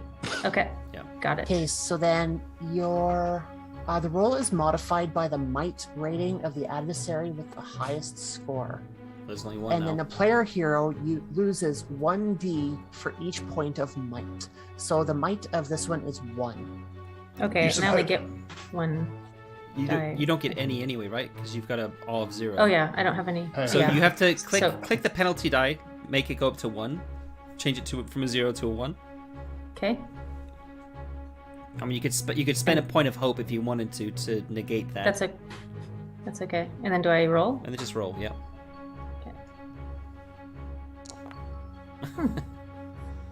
So instead of saying "Here I come," it goes into "Here I come," very softly musically, rather than what she heard in her head. Okay, now do I still do the attack after that? No, that's your full. If this is the intimidate foe thing, Yeah.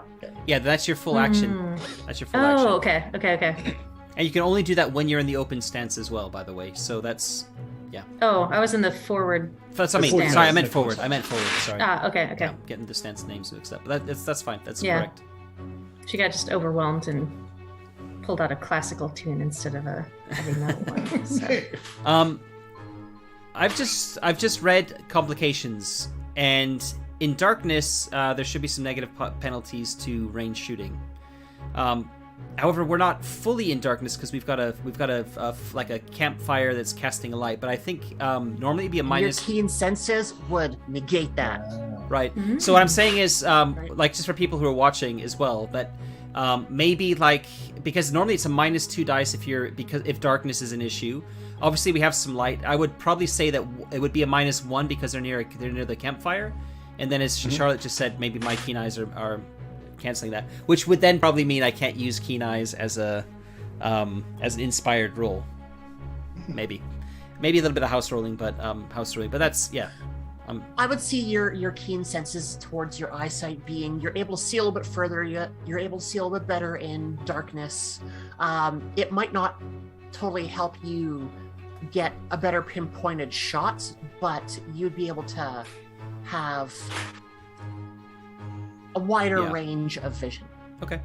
Yep. So I'm gonna also take my combat task. I'm gonna ready another shot. So I'm gonna roll scan here. I'm not gonna use any hope on it or anything like that. I'm just gonna roll straight up. Well, that's a yes. Ooh, yes. Ooh. Yeah. That's a great yes.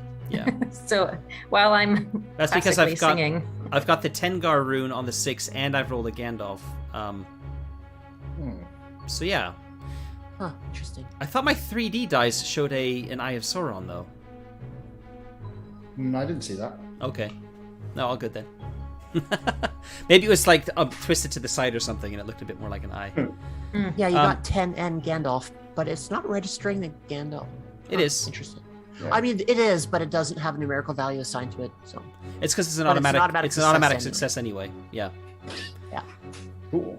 So what does that mean? That means I get an extra. I get an extra dice because of the Tengar rune. So I get a +2 to my next shot. Cool. Nice. Okay, that's me.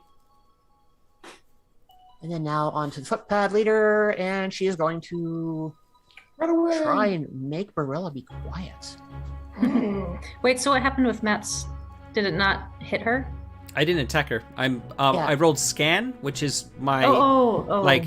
I'm aiming. I'm spending my whole round to Oh, get like gotcha, a really gotcha. good, Okay. like a good shot. up Oh, and then I see. Okay. So when you take your shot, you get one or I'm two gonna get extra. 2. I'll get 2 extra this time. Yeah. Okay, gotcha. I just want to see how it works for disengaging. So she's seeing 2 of her friends go down. She's hurting. hmm Let's get the heck out of here. But I'm confusing her with my song that's doing nothing to her except causing confusion. Flying Fools, page 105. 105. Is that it?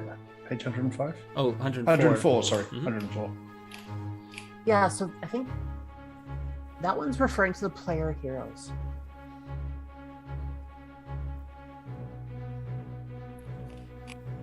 First assume road stance. Okay.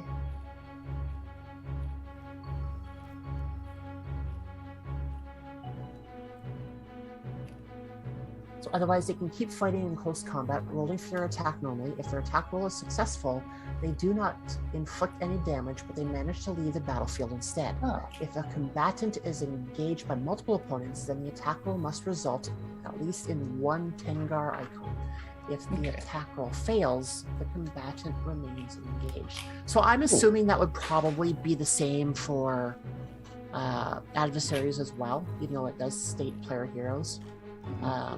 A lot of situations, some of the adversaries may not really. It's kind of like a fight or die scenario for them. But you know what? Yeah, let's say in this case she is going to try and get away because the odds are not in her favor. Mm-hmm. So, attacking Barilla. But instead of attacking, you run. Oh, that's cool. Yeah, she'll be using her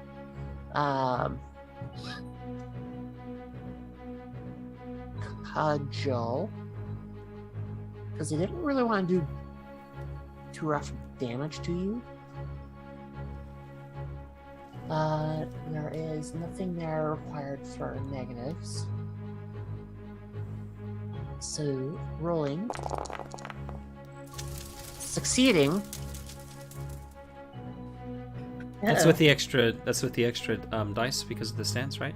Yep. So Cool. And there is a Tengar rune there. So yeah, she is able to Run. kind of start making her way afraid.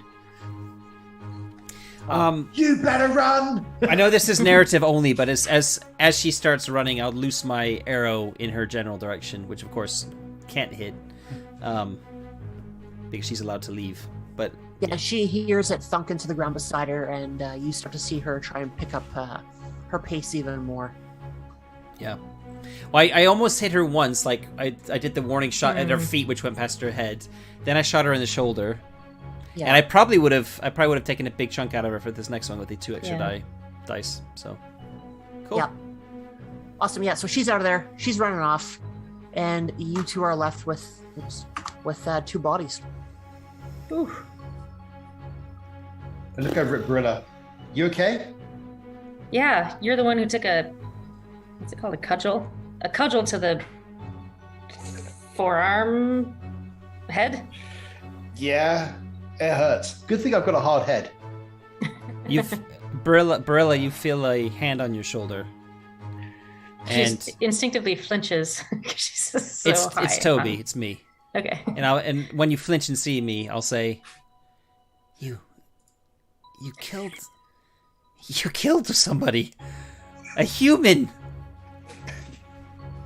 They threatened my favorite brother. What could I do? Have you ever done anything like that before? I've seen them. Do you remember when we watched that play, Invaders from the North?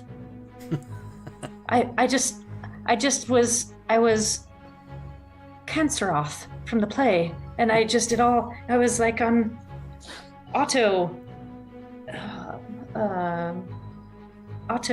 what's pilot in Hobbit speak? Autopilot. Auto stage coach driver mode. I don't know what happened. And as I'm saying all this, like my hands start shaking because I'm coming down from the adrenaline. I'm just like, I don't. What did? And I just kind of start trailing off. You're covered in blood. I'm reaching for my pipeweed thing to start calming me down. I start packing pipeweed into my pipe. Don't put your hand in your mouth. It's got blood on it. It's not your blood, is it? Here, stop. I'll do that for you. I'll fill your pipe for you and hand it to you. Gross. Yeah, I think she's starting to freak out now as she's coming down from the high.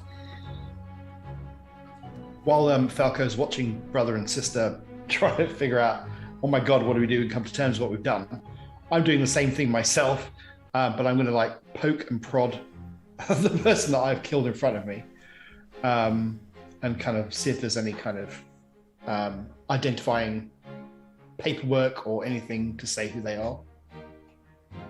Just say it for what it is. I'm absolutely not looting anything.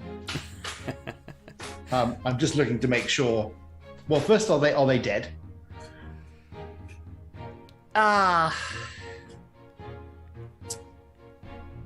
Or nearly dead?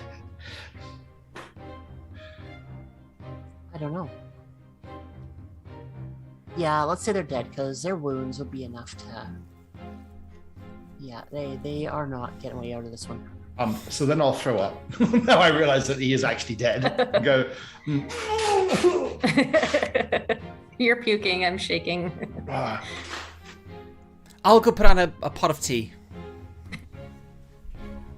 Come, Barilla, and I'll kind of grab you by the arm and pull you back to the fire. Charlotte, how does my shadow law work?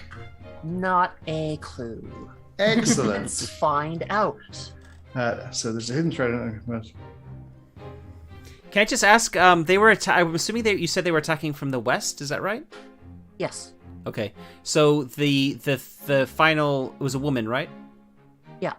She ran back off the way they came, like towards the west. Mm-hmm. Yeah, I'm thinking like towards the southwest.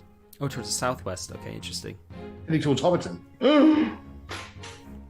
I mean, into the fields that are in that area, between the road to Oak Barton and the road to Scary.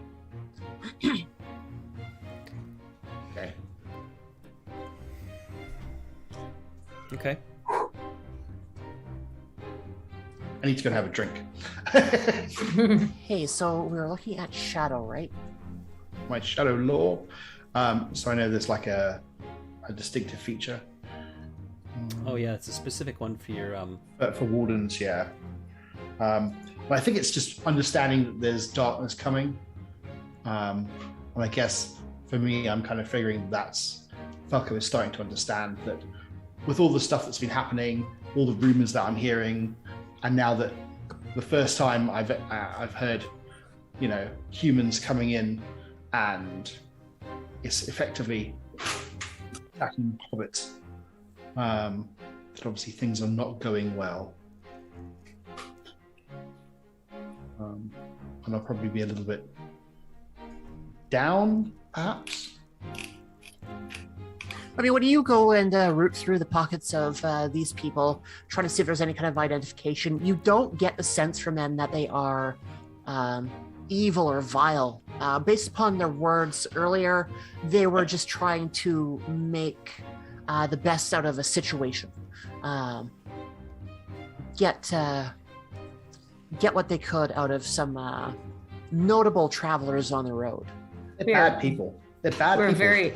We're very protective of our pikeweed in these parts. They're bad, yes, but they're not evil. Folk would not do that. Okay, but there's obviously, presumably they're destitute, down on luck, so there's nothing to identify anything. And I'm guessing no, not really. They have nothing other than a cudgel and a surly They have attitude. bows. Yeah. Oh, okay. Yeah, they each had a bow, and they have some arrows as well. So they could have killed us, but they chose not to because they were obviously after Toby. Okay, Toby. So, Tobold, causing trouble again?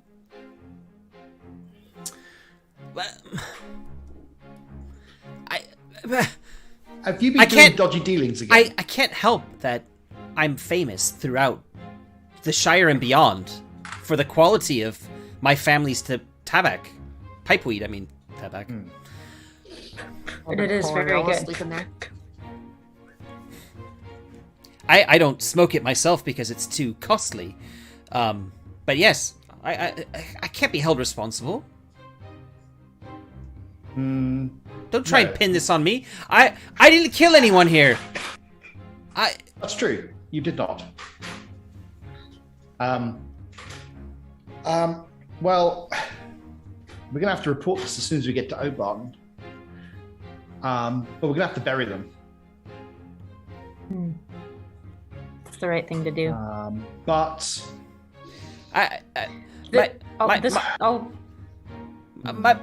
my shift is over. I think it's time for me to sleep. I'm not just going to sleep now. Yeah. I am. Yes, that's right. I am. Maybe you can go to sleep and we can wake up Odo to help with the digging. We've got something for you to clear up. A little something happened while you were napping. Yeah, and meanwhile, you start to hear him snoring a little bit louder. Oh gosh. Yeah. Let's get this over with. I'm so hungry. This has awakened a mighty hunger in my belly. I need to eat, but I can't eat with these bodies laying here. Let's lay them to rest. Put my hand on your shoulder. Go and sit down. Have another drink. Have another smoke. Make sure your brother's okay. And I'll start to kind of drag one of them to the other body, and then using my axe, I'll start to chop up the ground, and then Glad you said ground. And then start kind of making a shallow ditch to put them in, because I don't have any spades or anything like that, or shovels or anything. So I'm just gonna make a shallow ditch and stick them in. Yeah. It's more of a top surface burial of a mound situation. It's the best. We'll get some stones and do like a cairn, I guess, as well if we needed to. They're much bigger than us. Some big mounds. Yeah, they're very large. We're kind of like, throw that stone up. We could always go to Brockenballs and let them know what's happened. But it's just a small village. It's not far though. I mean, that's a good point. Like we're being sent on a mission to Oatbarton, is it? Yeah. Oatbarton, yeah. But the mission is to just like poke around and find out what's happening with these rats. We were just attacked and 2 people have been killed. So I think that kind of takes precedence in terms of like I don't know, in the kind of legal sense, I would imagine, right? Yeah. I would imagine. I mean, you're the warden. But yeah, I've never really come across this before, so I would suggest it's like, yeah, we're all probably going to be a little bit traumatized by this. Also, when the morning comes, like, if we don't report it and make sure that that's been dealt with properly, then we could potentially be culpable of trying to hide it or something. I don't know. No. The road's right there, so it's probably what? 30 foot from a road? Somebody else will find them. No. We'll have to... But if we see anyone in the morning, we'll flag them down. If not, maybe we should go to Brockenbores, go there, let them know. They can send a runner. We can carry on up to Oatbarton. Then when we're finished doing whatever we need to do in Oatbarton, we can come back to Hobbiton to explain what's happened. I don't really want to go trekking over the fields for the other lady. Okay. So, Brockenbores, then back, and then up to Oatbarton? Yeah. We're leaving right now. We're going to wait until the sun comes up. Well, I guess we'll wait till the sun comes up. Yeah. Yeah. Yeah. And then, is that a good stopping point for Odo to join us on the next? Yeah. That seems like a good adventure. place. Yeah. It's like it's planned. Yeah. Yes, that kind of wraps this up. Get to a point where we'll call it a session. Well, that was a scary combat. I don't like being a hobbit in fighting. That's not very nice. It's suddenly very scary. Yep. But you did manage to hold yourself pretty deftly. I got a bit of It's kind of interesting with if it kind of feels like with I mean, I don't know what the endurance ratings are for the enemies, but we've got quite high endurance ratings. And it just feels like you really need to get one of those piercing blows. I do like that though. That is quite cool because it means that you're not like, even though you can take a bit of hits from the damage that we saw, all it takes is for a good hit and someone's down. Yeah, which I really like. And I like how the armor comes into play there too with it. That's kind of a cool touch. So you don't need to worry about it beforehand, and then yeah. Oh. And the stances too. I like the stances are kind of interesting too. They're not complicated either, which is nice. Yeah, that's good. I think once you've been playing it for a while, it should be really straightforward to figure out what stats are in. The combat tasks are quite cool. I quite like those little things you can do instead of it. Yeah, and makes sense. Starting off with a volley and then close combat really helps take away some of that micromanaging of movement about getting people into certain scenarios and brings it to a little bit more of a narrative level. It's like, okay, so I'm here going to be facing them, and then someone else can join in, even though it's less skirmish, more... Yeah, it definitely makes it feel better, so you don't need to worry about maps as much. Yeah, because it's very kind of like, you know... It seems like it's kind of supporting theater of the mind quite a lot. Yeah. I like that. That's cool. Yeah. I think the only thing to mention, Ed's already mentioned it once. We did kind of botch the start in that there is a battle roll that's required. I don't think anyone's got battle, have they? I don't. No.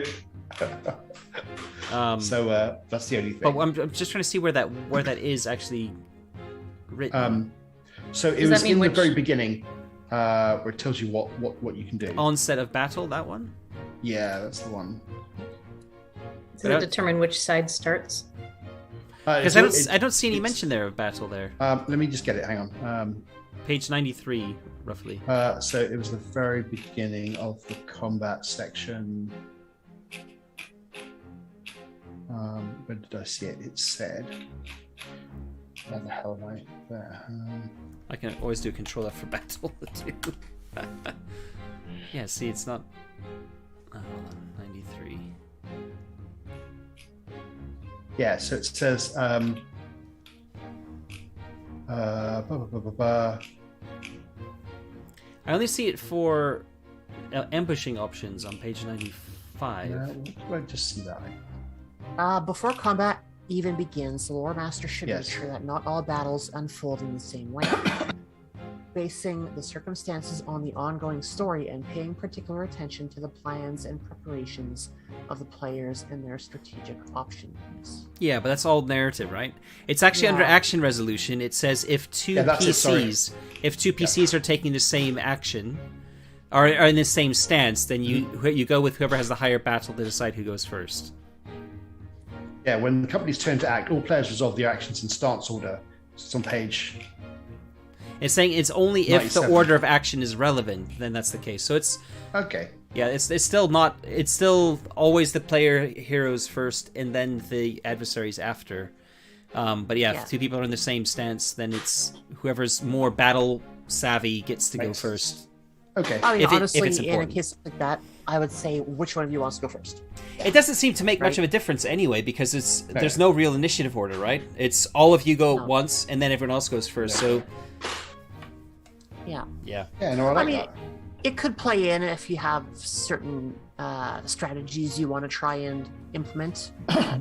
Yeah, I did notice that if two of you like attack one person, there were some various different things you can do, which I thought was quite cool, Yeah. depending on how. Oh, for you look sure. at it. for sure. But I mean, for something quite simple as a nice fight, I thought it was quite a nice little combat. And having just learnt it exactly the same as you guys, it was relatively easy to pick up once you started to look at it. Yeah. I Cool. like it. Cool. Yeah. Yeah. All right, so that's us for this session. Thanks very much, Charlotte, for Yes. running a combat for us. And yeah, we're going to be back in 2 weeks. Hopefully, Martin will be back to play Odo. And hopefully everyone else will be back as well to play their respective parts. And yeah, if you have any comments, we'd love to hear them. Drop them in the comments below, or reach out to us on social media. All the links are in the description. If you haven't already, if you could hit the subscribe button and the like button for this video, that really does help the channel to grow. We just hit 1,000 subscribers recently, which is a pretty big, massive thing for this channel. So yeah, I'm really thrilled about that. And yeah, onwards and upwards, right? So you see Toby's delusions of grandeur getting to my head. No, but seriously, it does really help the channel to grow. So that's it from us. So thank you very, very much, and we will catch you in 2 weeks for episode 3. Cheers. Thanks, everybody. Cheers. Bye bye. Bye.